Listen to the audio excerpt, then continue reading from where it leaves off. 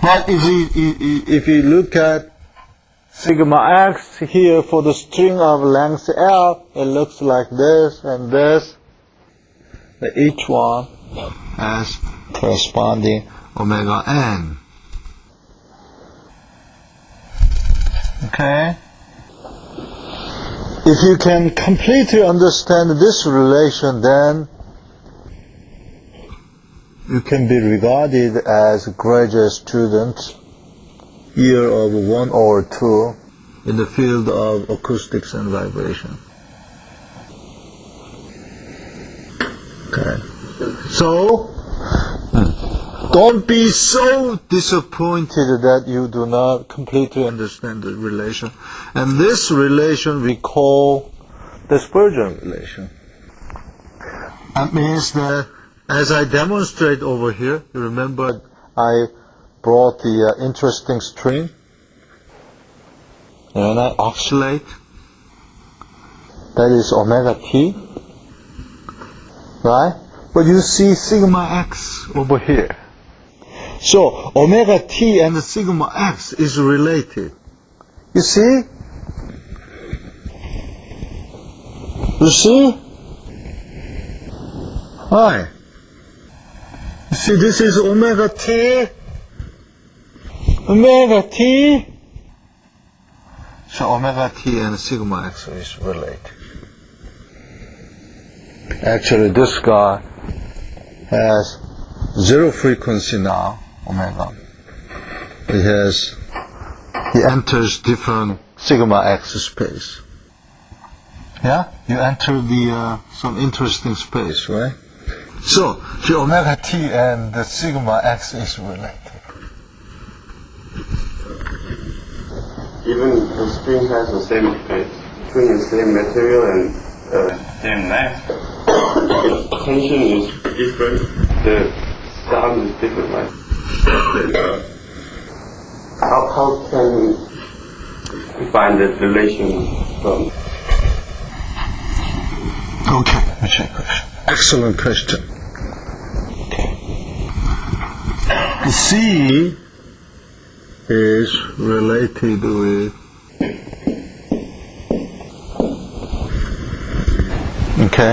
we learn it when you drive this, right? Okay, remember that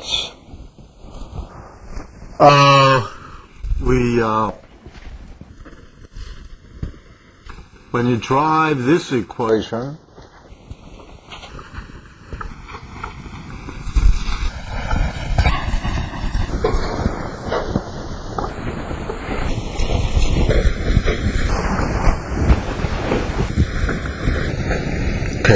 when you drive this equation, what we did, we look at a small element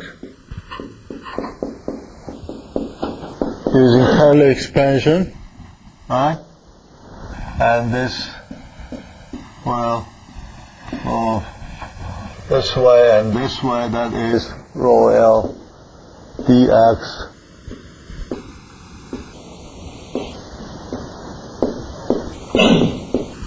And neglecting the motion in x direction, then the force will be, this is T, this is T,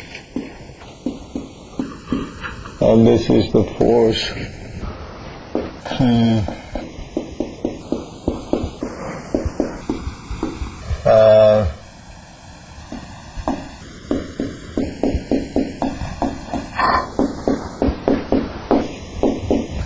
Okay, neglecting higher order term, we have,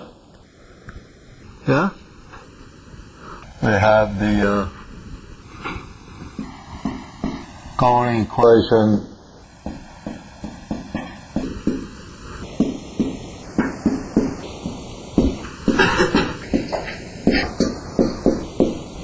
and we call this C squared. For the rod, we have the same equation.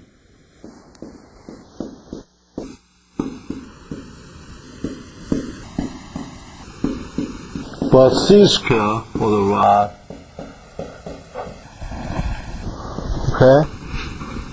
That's what we learned in the last lecture. So, and I rotate this, okay, and I rotate this, the C, because I'm increasing this, C will go up. Because C go up, the natural frequency of this one go up. Right? Because the C go up, right? That's this relation. So when I turn the first the first string, the G, turn on, a plug and a turn on, then it ding. No. Right? Lower the tension, then it's a ding. So musicians use this kind of physical phenomenon. How? Guitarist hold some part and then back and forth. Ding.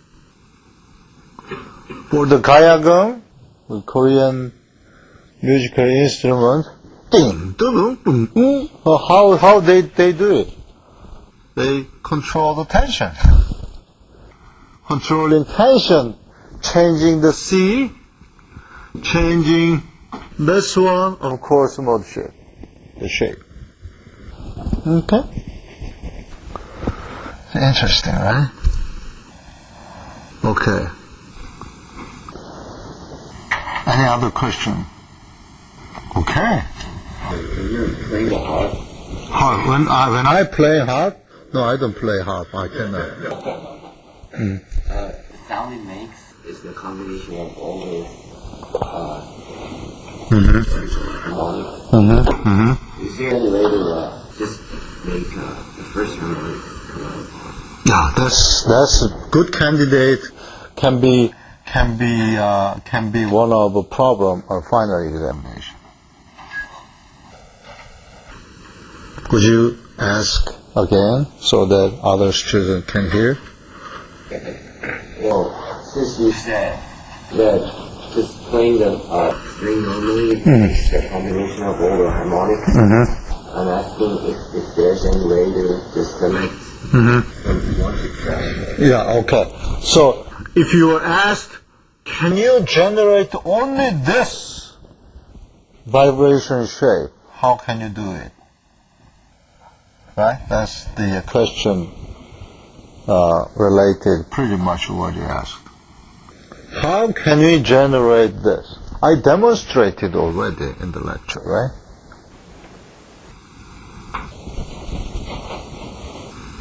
But there is the harp, I cannot oscillate this, right? So maybe I hold some part over here using some, okay. But the frequency of omega 3. Right? You see, when I oscillate the string, there is the corresponding frequency that generates that shape of vibration, right? Right? So I can excite this point using this or anywhere, doesn't matter, right? Well, anywhere but the node, right? But the node, okay. But the node. Okay. Could I give you a more difficult question? How much force you need to move the node? Infinite force.